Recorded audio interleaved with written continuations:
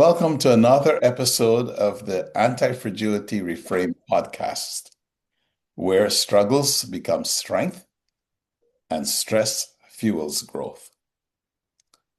This is the second episode in the series, Alumni Stories in Reframe and Antifragility.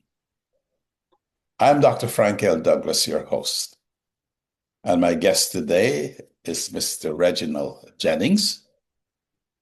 He is a Lehigh alumnus, class of 70, JD from Harvard University, and is the CEO of Lazare Consulting.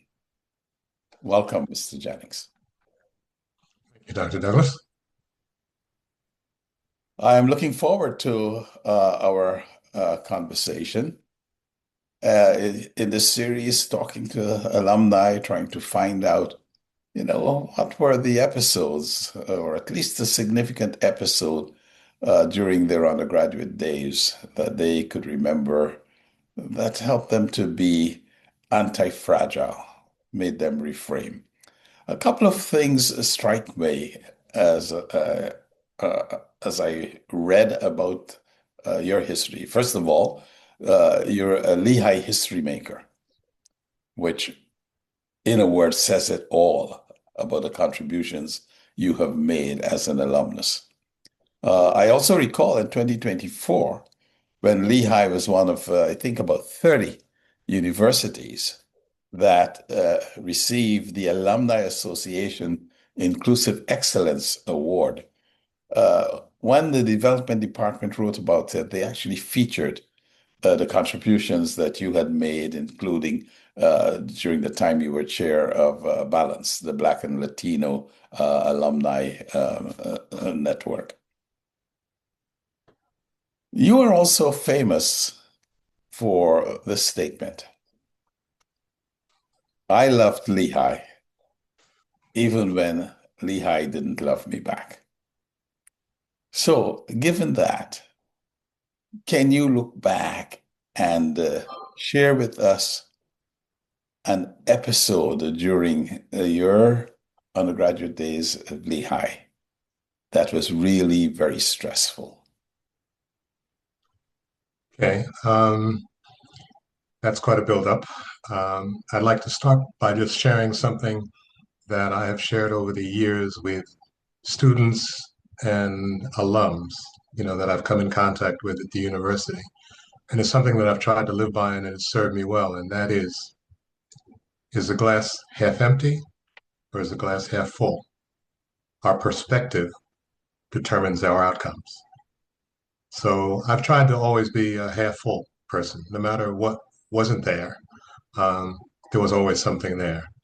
I guess the first story that I'll tell is that the way that I got to Lehigh is that our football coach, Coach Dunlap, somehow or other heard of my football prowess, came to recruit me, invited me to Lehigh for a weekend.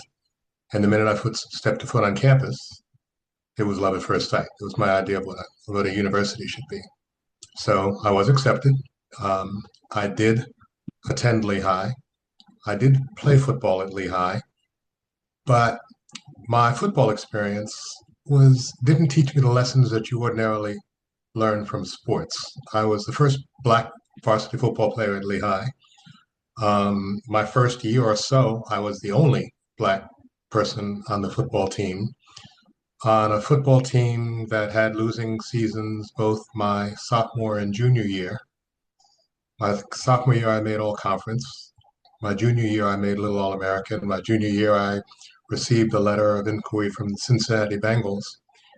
But I found that it appeared that my teammates were more intent on proving that I wasn't the hot shot that everyone thought I was than with winning games. So I didn't really learn, the lessons that you're supposed to learn from sports. I was like a solo player. I've told some students there that the campus, the overlook where you can go up by the fraternity houses and look over the Lehigh Valley.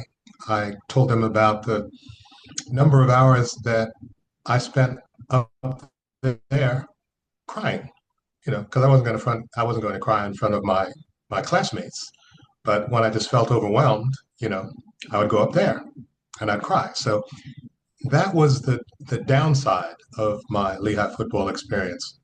But the upside was that one afternoon, and I guess it was probably my sophomore year, um, an economics professor, Professor Schwartz, approached me in the university center.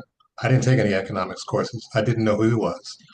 And he approached me and introduced himself, and he said that his son, Alan, was a Lehigh football fan.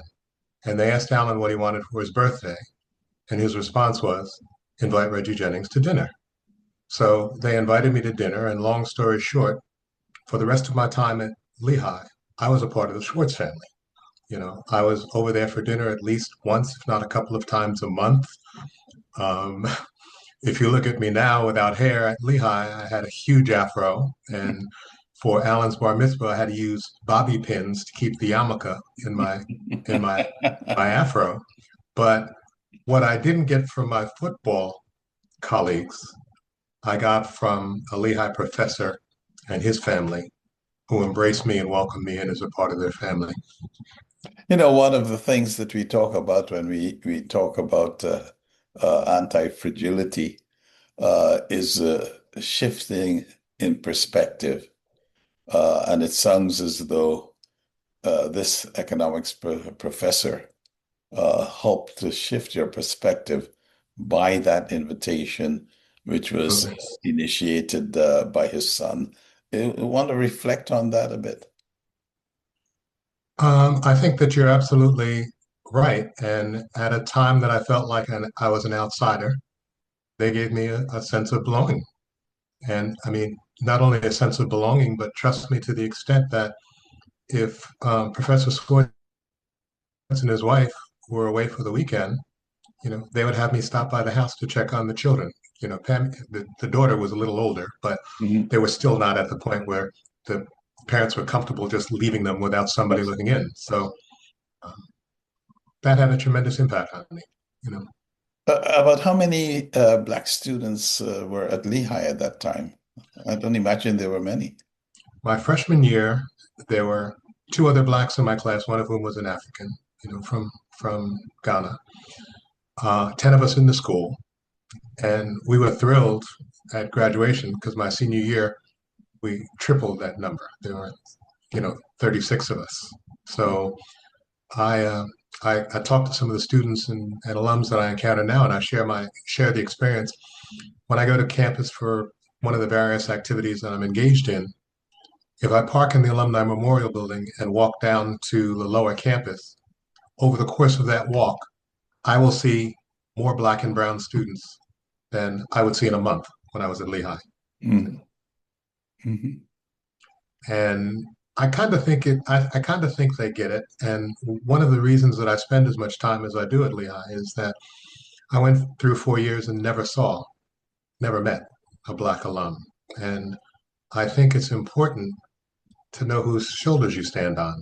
And as awkward and as painful as my experience may have been, I am sure you know Costel Denson is Yes. our first Black alumnus who was not only the first Black, but he was the only Black in the Yes. university for 4 years. And that my experience pales compared to what he went through, that went on to have a very, very successful life and made a major impact on the world. Yeah.